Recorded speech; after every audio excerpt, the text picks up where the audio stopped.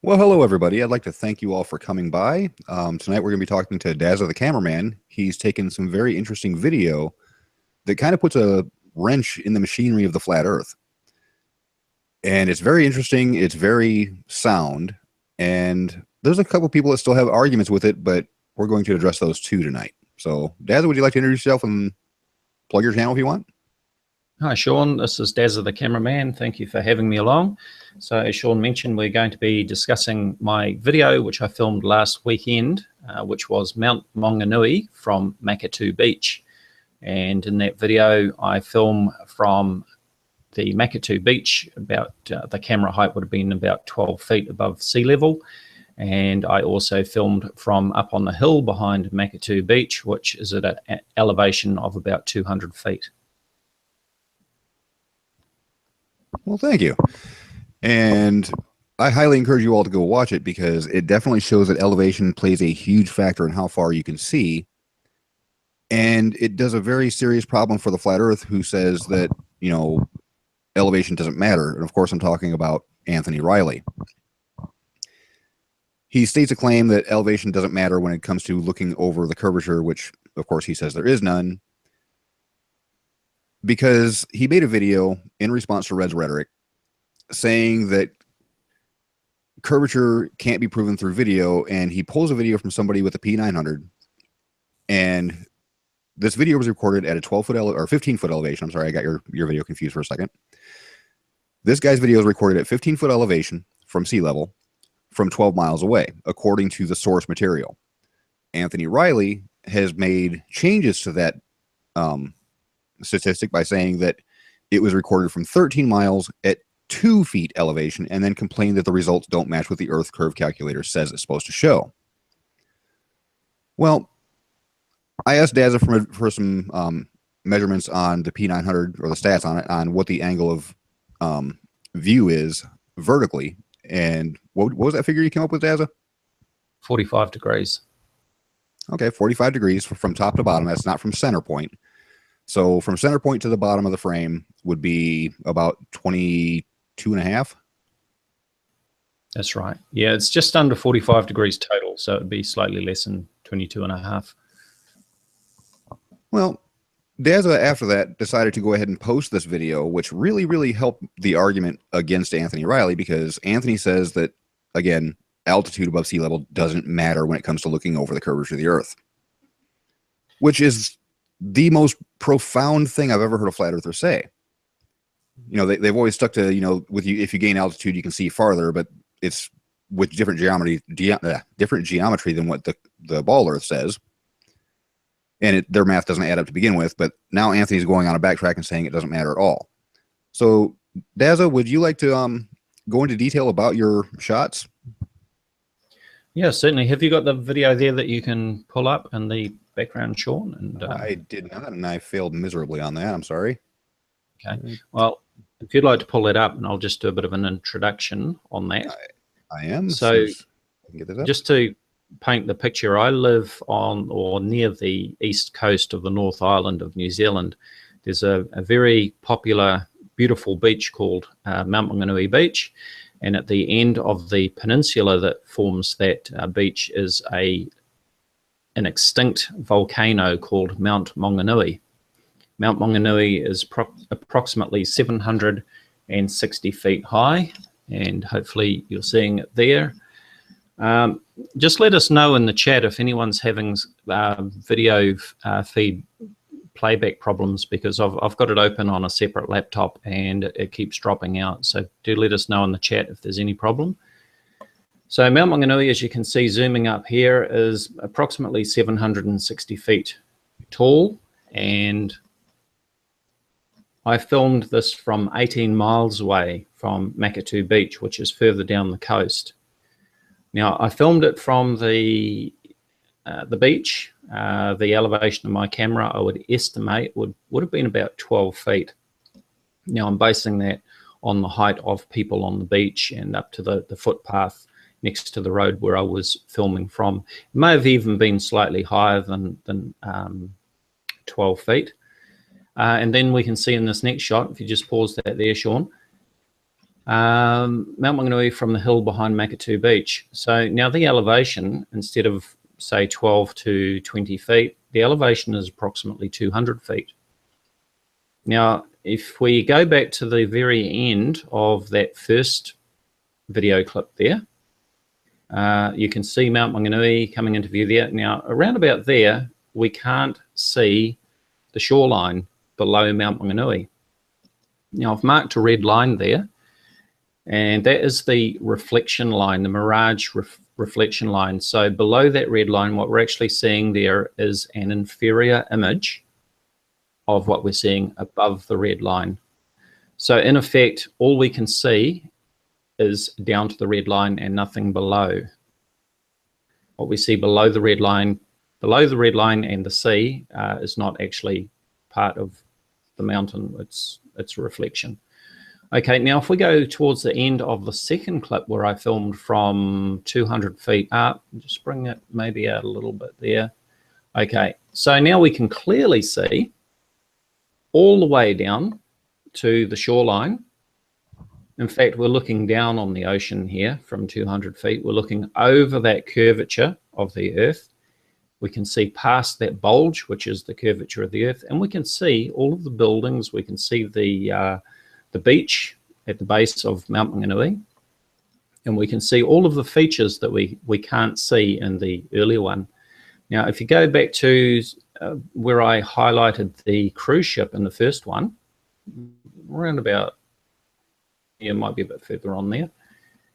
There we go. Okay, so you can see I've circled the top of the cruise ship, and part of that again is an inferior reflection. So we're actually seeing less of the top of the cruise ship than it appears here. If I put in that red line, you'd see that we're seeing less of the cruise ship. We can go on further. Thank you, Shawn. And we find where the cruise ship is. It's back further. If you zoomed out a little bit, or it was before you zoomed all the way in? There it is. I zoomed all the way. Here we go. So now we can see all of the cruise ship, except for the fact that it is actually on the other side of that peninsula. If it was on this side of the peninsula, we would see all the way down to the waterline, which we couldn't see before. Now, as well as taking video on the Nikon P900, which of course, according to the flat earthers, is the ultimate camera for proving flat earth, therefore it must be the ultimate camera for debunking flat earth, which is the very reason why I bought it. So as well as taking video, I did also take a number of still shots, and I'll have a go at maybe sharing some of those a little bit later. But there are a number of features, including the port cranes, that we can only see the very tops of the booms that were raised up from the beach, but up on the hill, we can actually see the legs of the cranes all the way down. I didn't even pick up on that. Just like, let me share again. You probably won't see those in the video. I'd need to pull those out in the still shots that I took. Because they're further to the, yeah, they're further to the left of the view that we're looking at. On the wide shot, they'll just be too small and too big to make out. Yeah, yeah.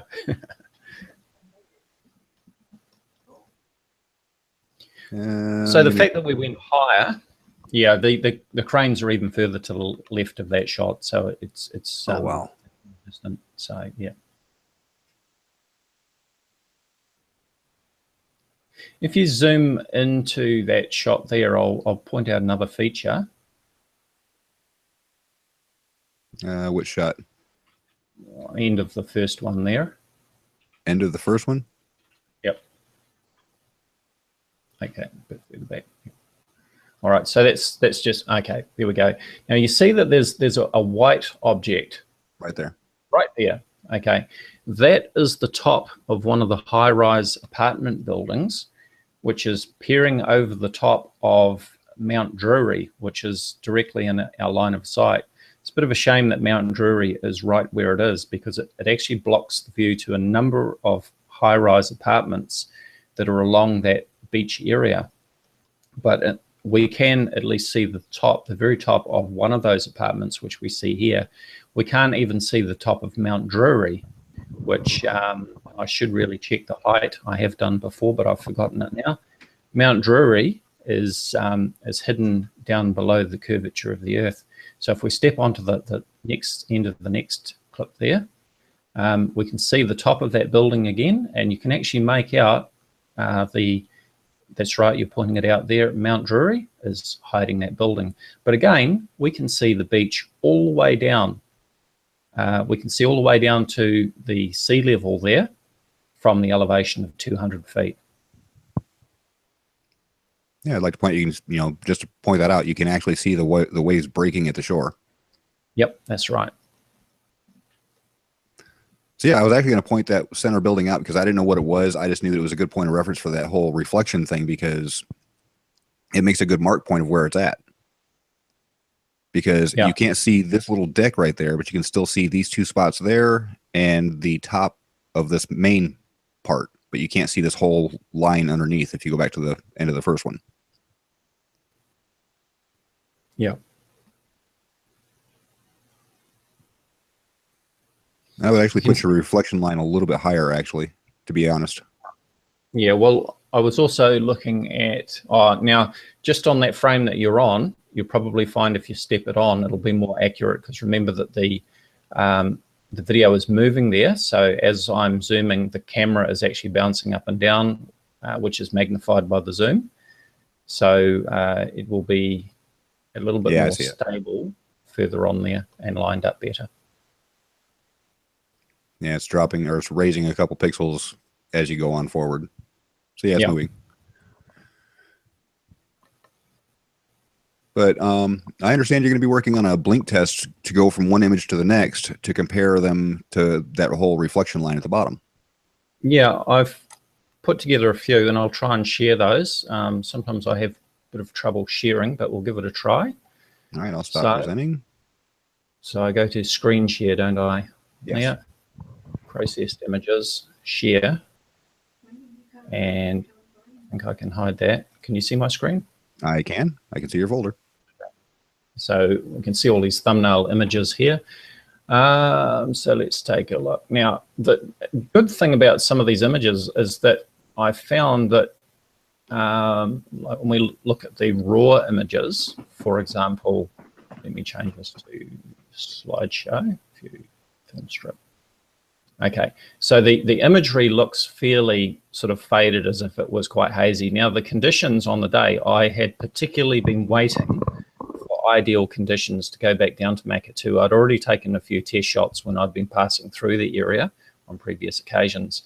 But this day was quite clear. The conditions probably could have been even better, but they were a lot better than they normally are. But what I found was that when I ran the imagery through paint.net and enhanced the image, it made the scenery a lot clearer, made the sea look rather dark, but at least we can see the details better. So just to explain what I've done here, I also took this image of the cruise ship, and I can't remember the name of the cruise ship just off the top of my head. Can I see it on there? Yeah, it's at the port or the starboard side bow. Yeah, so I've actually flipped this. It's Radiance of the Seas. So I actually took this photo from the Tauranga side of the port, which is on the opposite side of that Mount Maunganui peninsula. So it meant that the ship was actually facing the other way from where I took the photo from. So I had to flip the image so it would match what I was seeing from Maketu. And then I ran it through paint, and I've taken the background out so that it's got the transparent alpha channel so that I could overlay it over some of the other images. So let's take a look at those. For example, this one here where we see just the top of the cruise ship, and this is from the Maketu Beach. That was actually down below the footpath that I took the video from, so it was down even lower.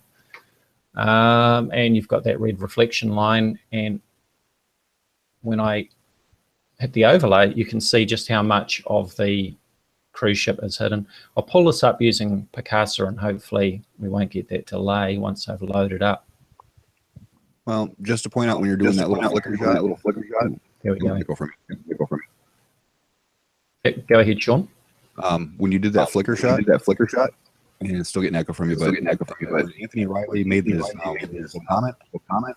If you notice that the ship actually goes far below where it starts to mirror when you bring up the full ship shot. Right. Now I'm not. My video playback on my laptop keeps dropping out, so let me just check to make sure that we're seeing the Picasso one and not just the folder. Yeah, that's as I thought. It's not displaying the Picasso, so I'd have to share that as well.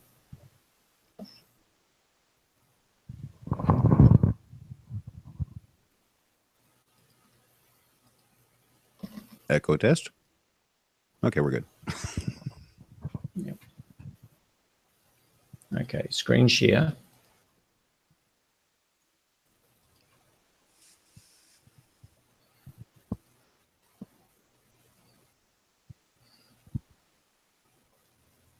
Cruise ship.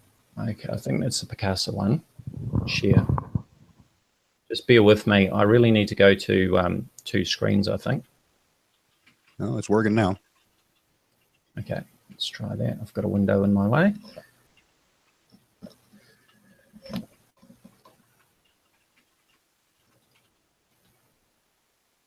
Okay, so you're seeing the full screen image? And oops.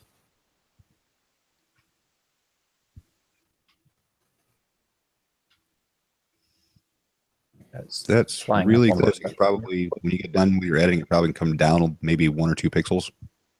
Yeah.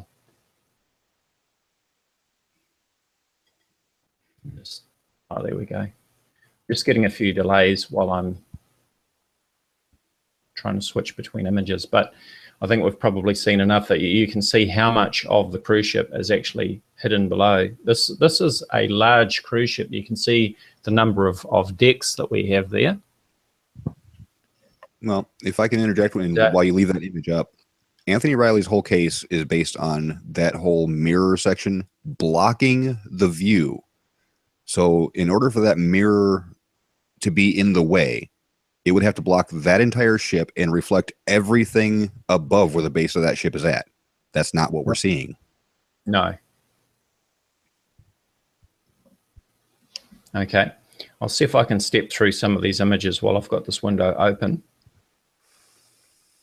So again, here's a wider shot with just the top of the cruise ship below the red line.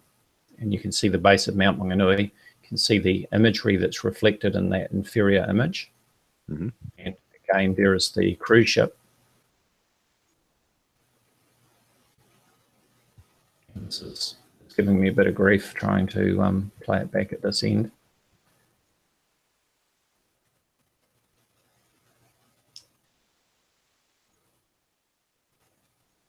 Okay.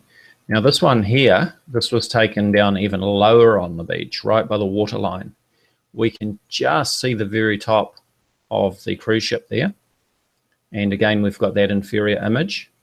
And when I bring in the overlay of the full cruise ship, that is how much is below the waterline. You seeing that okay, Shawn? I'm seeing it perfectly, just enjoying it. Okay, so this is a closer shot of the cruise ship. And again, in this one, you can more clearly see that inferior image where the top part is reflected in that midsection there. And full overlay. Okay. Now this is a good wide shot where we can see the beachfront on the northern side of the Mount Maunganui Peninsula. And again, if the cruise ship was on this side of the peninsula, that is how much of it we'd see. We'd see it all the way down to the waterline in that case. Yeah. The peninsula is actually quite narrow. It's just a few blocks across. Now, have you done blink tests using that building as a base for the island itself? I do have some for Mount Maunganui. I don't think I've done a close-up as yet. I don't know why I keep calling it an island. Is it an island? No, it's a volcano. It's an extinct volcano on the end of the Mount Maunganui Peninsula. Ah, well, technically it's New Zealand, so it's all an island. So, yeah, we've got a few islands here. Okay, so bear with me with this thing delaying on me. Now this one here, I've inset Mount Maunganui down to the shoreline against that wide shot from the lower, so that the image that we see on the left-hand side was taken down near the beach level, around about 12 feet elevation, and the inset on the right was taken from up on top of the Maketu Hill at around about 200 feet elevation. And so I've cropped that so that we can see the amount that's actually hidden there. it's actually pretty dang close. Pretty dang close. Yeah. Oh, we're getting echo from you again. Okay, I do have my headphones on. That's weird. But yeah, again, to point out that if this was a wall of reflection, the reflection line, or everything that's reflected, would be far below where it's actually at.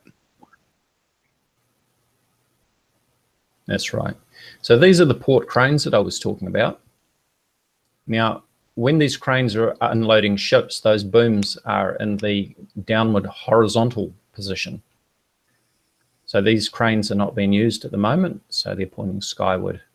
And so this shot was taken up from the hill, 200 feet elevation. And again, we can see all the way down to the beach level. Now, this particular section of the beach here is at Papamoa, which is considerably closer than Mount Maunganui.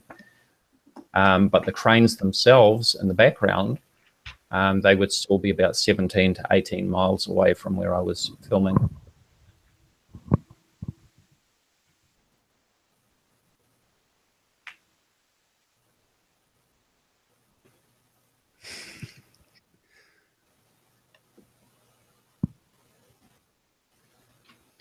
So, you know, I think this exercise for me proves beyond any doubt about the curvature. Although I see the lame excuses that people keep making about, well, we don't understand how light works. Yes, we do. We understand about refraction. We also understand that when the sun is setting, that by the time the bottom of the disk's sun touches the horizon, the sun is actually over the horizon already. And it is just because of refraction through the atmosphere that we can still see the sun. We do understand about refractive index and how light works. This is why we can build telescopes and microscopes and magnifying glasses and all sorts of things that use optics, because we understand even just general eyeglasses. Yeah, exactly. When you consider the different sort of eye conditions that people have, which are quite specific to that person, it's quite an achievement that they can do so much with the lenses for all sorts of eye conditions. Now, here is one of the overlays showing the cranes. Can you see that, Shawn? Yeah. Okay. So we can just see the tops of the cranes here. There's 1, 2, and 3 booms that I can see there. There may be one hidden. And between the times when I took these shots, which would have been possibly 30 minutes difference, it's possible that one of these booms came down to unload a ship, or the crane was moved, because you can see that when I... Actually, to be fair, it looks like it's hidden behind that really tall tree on the far right. Yeah. Well, the reason I said that was because that the crane on the very far right in this shot here, we can't see in this image. So they do move them.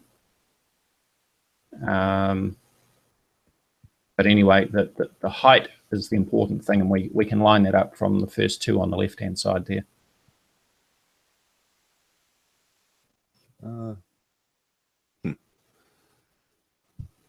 But I think that pretty well covers everything, unless you can think of something else.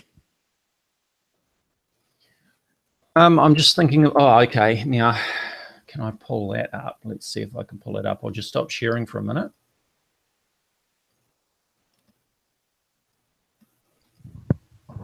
Any questions from the chat at all while he's taking care of that?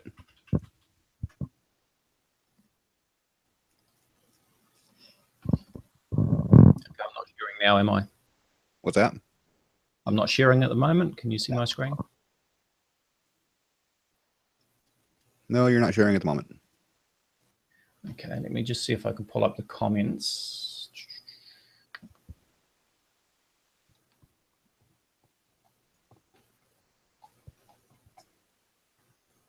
Okay, this is an interesting comment. And it's pretty typical of the sort of comments that we see. Screen share. Come on, it's not playing the game for me. Here we go. Just saying it's not popped up on mine yet. Maybe I need to pull this one into a separate window. Google Hangouts processed.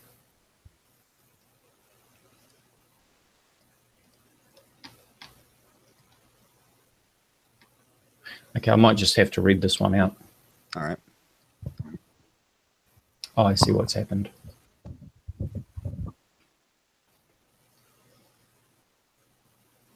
Just bear with me. Comments, here we go. Share. I got Okay. a screen. All right. No, it flickered for a second. Okay, I probably need to go to comments. Can you see it now? Yes.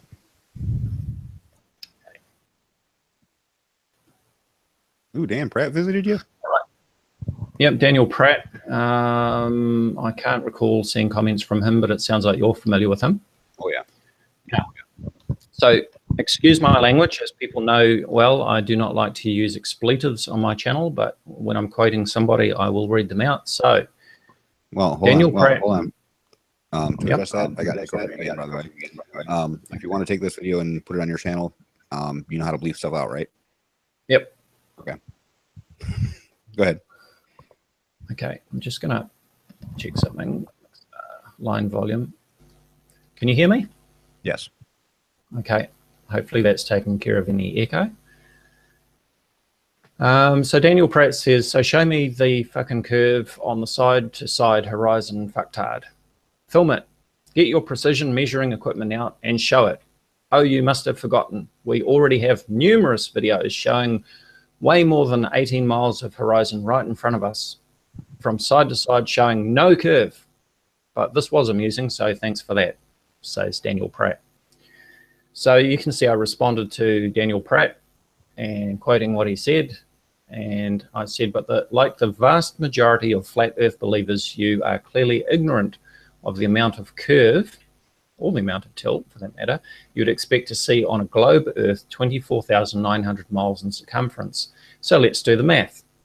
Okay, so the circumference of the globe Earth is 24,900 miles.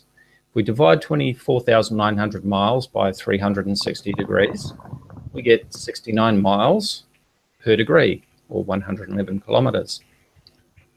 So to see just 1 degree of curvature of the horizon, or 1 degree of tilt, we would need to see 69 miles of horizon. It's from left to right. How much horizon are we seeing in my video? With the camera at a height of 12 feet, the distance to the horizon is 4.2 miles. The horizontal field of view of the Nikon P900 when zoomed right out is 79 degrees wide from left to right. At a horizon distance of 4.2 miles and a camera field of view of 79 degrees wide, we would be able to see a total width of the horizon 6.9 miles from left to right. Now remember that to see only 1 degree of curvature or tilt would require us to be able to see 69 miles of horizon from left to right, but we can only see 6.9 miles, or 1/10 of 1 degree. Do you really think that you would be able to see 1/10 of 1 degree, or even 1 whole degree? If you do, I suggest you draw out 1 degree of curve on a large sheet of paper and check if you can see the curve. And even if we could see all the way to my target at 18 miles distance, that is, instead of being limited to the horizon at 4.2 miles, from a camera height of 12 feet, we would still only be able to see 29.7 miles of horizon from left to right, or 0.42 of 1 degree. Well, I don't know about you, Shawn, but I don't think that my eyes can actually perceive 1 degree of curvature like that. I think that you can perceive 1 degree of tilt between two poles if those poles are long enough, but on the sort of scale that we're talking about, where buildings are just a few pixels high or maybe several pixels high on an image, you're just not going to be able to perceive 1 degree of tilt. No, not so much. Not so much, no. Now, it might be possible if, and this is very, very, being very generous, if you found, you'd have to do this over land because you'll never find a perfectly straight beach. Or if you could, it'd be really impressive. But if you can find a perfectly straight beach across a bay to where you can actually see like 18 miles, like you're saying, and see that 29.7 miles of horizon,